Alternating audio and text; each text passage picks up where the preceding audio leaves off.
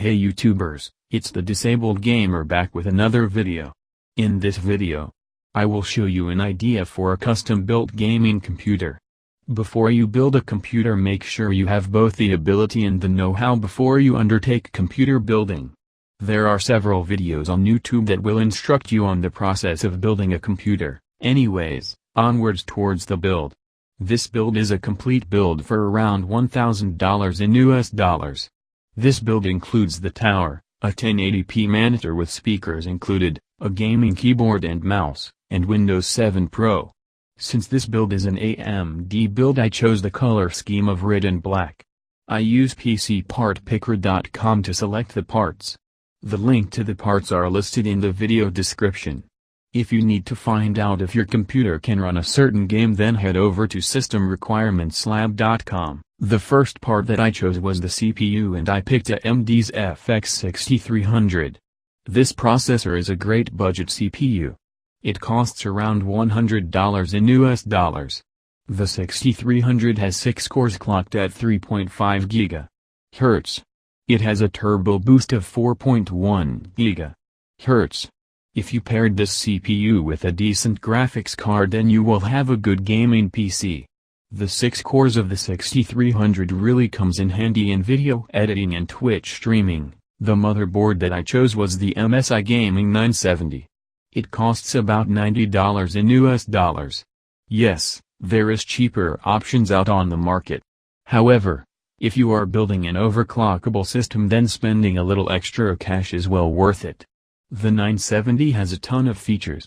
It has 4 RAM slots. The audio on this motherboard is great. It has a unique networking function that makes gameplay network traffic a priority. The 970 has the overclocked Genie 4 software.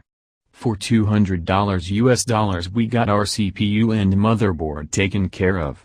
If we were doing an Intel build, the CPU would have been over $200 US dollars by itself. Now for the memory, I picked the G-Skill Ripjaws Series 2x4 8GB DDR3 kit with speed of 1600 for only $30 US dollars. I chose the red color to go with our color scheme of red and black. I am not a fan of using a single stick of memory because you lose out on the dual channel. The motherboard has 4 RAM slots.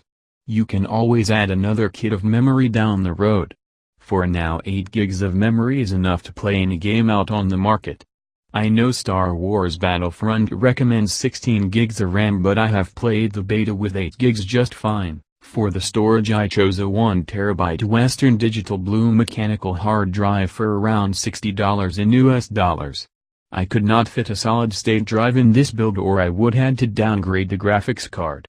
1 TB is huge, but for some people that do a lot of media work, they might need more storage. For those people, there is a 2 or 3 TB drives on the market as well. The graphics card I picked was the Sapphire Nitro Radeon R9 384GB edition. This is one powerful card for around $200 in US dollars. This card has 4 GB of video memory. It has the standard display ports as well as one HDMI port. This card can play The Witcher 3 on medium to high settings with good frame rate. You can turn off the Hairworks function to increase performance. The optical drive component of a gaming PC is now optional, with many gamers buying digital copies of games online. It's still good to include them for installing the operating system and watching movies. I have included a Zeus DVD burner. It is under $20 in US dollars. We do need something to power the build. I have selected EVGA 550-watt power supply. It cost about $80 in US dollars. This power supply is one of the best. It is 80+ gold and it is fully modular, that will help with cable management. Please don't use a cheap power supply. If you use a lower quality power supply, then it might fry your whole system, in keeping with our red and black theme for our build. Our case is the Corsair Carbide Series Spec 01 with red LED lights. It cost about $60 in US dollars. It has a side window so you can show off your gaming PC's parts off. It has plenty of room to expand and upgrade throughout the years. I like how the power button and the front USB ports are on the top. If you are in a wheelchair and you have your computer on the floor, It is hard to reach the power button and the ports when they are located at the bottom of the machine. For the operating system I chose Windows 7 Pro. It is expensive at around $150 in US dollars. Windows 7 is far more user-friendly than Windows 8 or 10.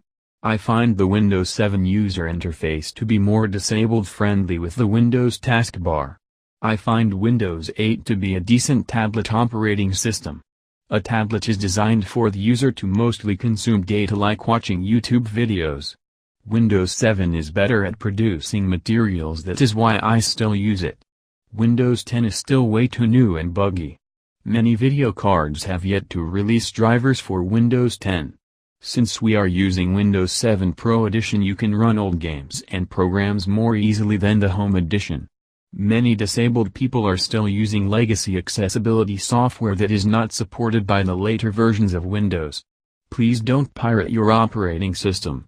That can have dire consequences for your new machine. If you need a monitor and speakers, then I suggest Asus VS278QP 27-inch Fully HD 1080p monitor. It has a 1 millisecond response time. It has a HDMI port to go with our graphics card. It is a backlit LED monitor. This monitor cost around $200 in US dollars. Lastly, for the keyboard and mouse I chose the bundle Storm Devastator by Cooler Master. I chose the red lighted one to go with our red and black theme. The keyboard is good and sturdy. The mouse is responsive.